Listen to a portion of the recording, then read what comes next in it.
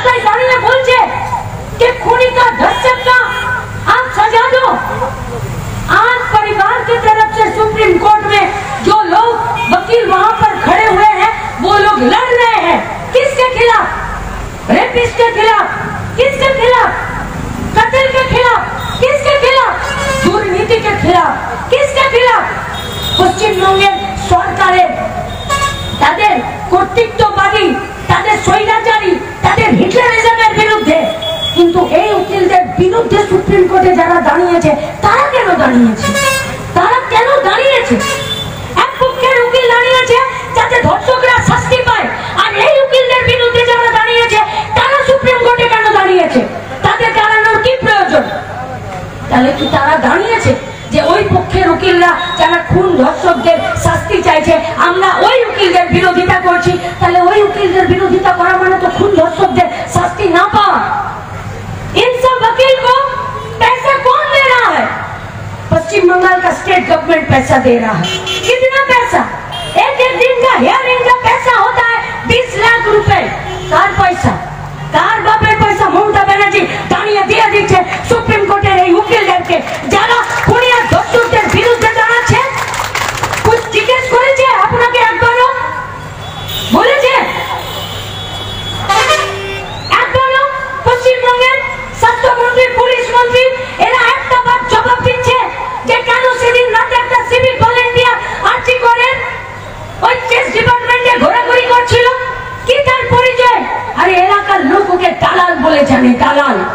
দালাল মানে আপনি বেড পাচ্ছেন না হসপিটালে, আপনাকে ওই দালালের সাহায্য নিতে হবে। ওর পকেটে 5000 টাকা ভরে দিলে আপনি বেড পাবেন। তাহলে হসপিটালের ভেতরে এই দালালের সঙ্গে লিঙ্কটা কে রেখেছে? হসপিটালের বেডকে দালালের কাছে 5000 টাকা নিয়ে হসপিটালের বেডটা যে 2 টাকার টিকিটে একটা মরমর রোগী যে বেডটা পাবে না সেই বেডটা একজন অন্য কেউ পেয়ে যাবে। আপনি ব্লাড নিতে যান, ব্লাড পাবেন না, ডোনার নিয়ে আসতে হবে। কার্ড থাকলেও ব্লাড পাবেন না। আর একটা দালালকে ধরলে ব্লাড ব্যাংকের দালাল চক্ররা সেই ব্লাড বিক্রি করে দিচ্ছে। জানে না হসপিটাল? জানে না সিএমও হয়েছে না? জানে না বিএমও হয়েছে না? জানে না হসপিটালের সুপাররা? জানে না অ্যাসিস্ট্যান্ট সুপাররা? জানে না স্বাস্থ্যমন্ত্রীরা? জানে না স্বাস্থ্য অধিকর্তারা?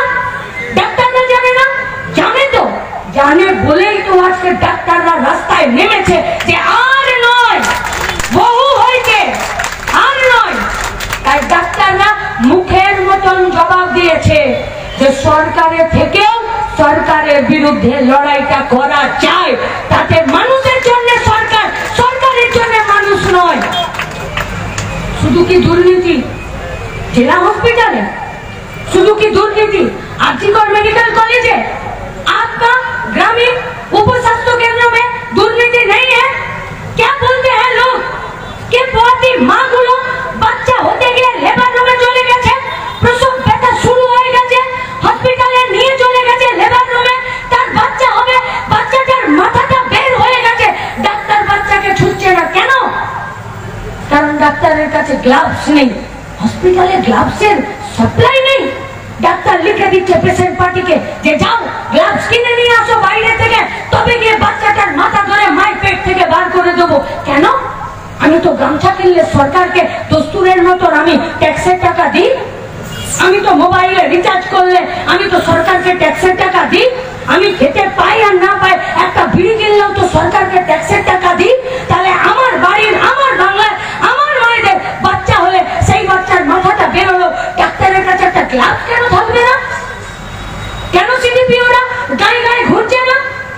কেন অঙ্গনবাড়ি থেকে যে ভাতের পরে ডাল হবে না, ডালের পরে ডিম সিদ্ধ হবে, নাকি বুকে দুধ হবার জন্য আয়রনের ট্যাবলেটটা হবে, আর নাকি মা যখন বাচ্চাকে ডেলিভারি দিতে যাবে তার শরীরে কতটা রক্ত আছে রক্ত নেই তার একটা হিমোগ্লোবিন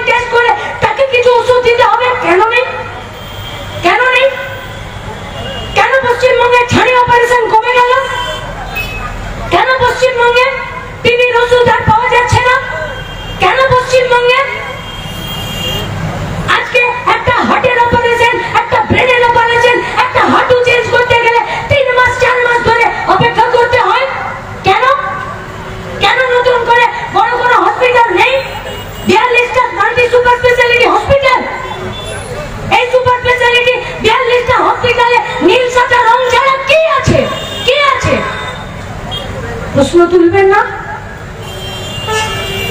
আমরা কেন প্রশ্ন তুলছি? একটা হসপিটালে চলে যান, সেখানে যদি বাথরুম পরিষ্কার না থাকে তাহলে সেখান থেকে ইনফেকশন হয়ে যাবে। একটা হসপিটালে চলে যান, সেখানে একটা লাইট ফ্যান বন্ধ হয়ে গেলে, একটা ইলেকট্রিশিয়ান না থাকলে সেই হসপিটালটা অন্ধকার থাকবে, অপারেশন বন্ধ হয়ে যাবে। একটা হসপিটাল চলে যান, সাফিসিয়েন্ট যদি লোকজন না থাকে, CT scan, PET CT scan, digital x-ray, তার জন্য যদি মেশিন না থাকে, লোক না থাকে, তাহলে সেখানে কাজ হবে না। তার মানে হসপিটালগুলোতে লোকের প্রয়োজন, আর পশ্চিমবঙ্গে বেকার ছেলে মেয়েদের কাজের প্রয়োজন। তাহলে পশ্চিমবঙ্গের হসপিটালগুলোতে লোকের প্রয়োজন, স্কুলগুলোতে লোকের প্রয়োজন, পশ্চিমবঙ্গের বিভিন্ন দপ্তরে লোকের প্রয়োজন, আর পশ্চিমবঙ্গের বেকার ছেলে মেয়েগুলোর কাজের প্রয়োজন। এই মাঝখানে লিঙ্কটা করে কে দিচ্ছে না? কে দিচ্ছে না করে? কারা বন্ধ করে রেখেছে এই লিঙ্কটা? কারা? ভাবতে হবে পশ্চিম মেদিনীপুরকে, ভাবতে হবে। হ্যাঁ, আমাদের সম্মেলন 2 বছর আমরা কি করেছি তার চুলচেরা বিশ্লেষণ করবো আমরা আজ থেকে কাল অবধি। আগামী দিনে কাজের দাবিতে, বন্যা নিয়ন্ত্রণে, মানুষের পাশে দাঁড়াতে, স্বাস্থ্য দপ্তরে নিয়োগের জন্য আমাদেরকে কি করতে হবে তার জন্য আমরা চুলচেরা বিশ্লেষণ করে আগামী দিনে আমাদের রাস্তা ঠিক হবে। কিন্তু আজকে যারা আপনারা আমাদের ডাকে আমাদের সমাবেশে এসেছেন, আমরা আপনাদের কাছে কি আশা করতে পারি? कैसे भूल सकते हैं आप लोग कि ये मिट्टी विद्यासागर का मिट्टी है? कैसे भूल सकते हैं आप लोग कि আপনাদের মাটি ক্ষুদিরামের মাটি? কি করে ভুলতে পারেন আপনারা? সেই মাটিতেই মাতঙ্গিনী হাজরা শুধুমাত্র দেশের পতাকাটার জন্য নিজের বুকে গুলি খেয়েছে, তবু পতাকাটা বুকে পড়তে দেয়নি।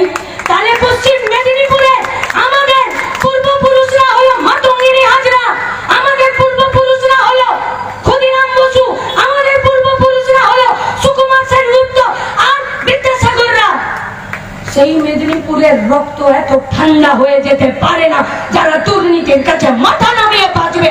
সেই মেদিনীপুরকে মাথা তুলতেই হবে দুর্নীতির বিরুদ্ধে, আর মেদিনীপুরকে এগিয়ে নিয়ে যাওয়ার জন্য, যাতে এই মেদিনীপুর আবার গোটা পশ্চিমবঙ্গ, গোটা ভারতবর্ষের মধ্যে ব্রিটিশদেরকে তাড়িয়ে দেওয়ার জন্য যে স্বাধীনতা সংগ্রামের আগুনটা এই মাটিতে লাগিয়েছিল, নতুন করে আরো একবার এই দুর্নীতি রাজা, দুষ্কৃতি রাজের পরাধীনতা থেকে স্বাধীনতা পেতে গেলে এই আগুনটা ফিরে হয়তো পশ্চিম মেদিনীপুরের এই মাটিতেই লাগাতে হবে। সেই আগুন লাগানোর জন্য আমাদের পশ্চিম মেদিনীপুরের সৈনিকদের কাছে আবেদন জানিয়ে আমার কথা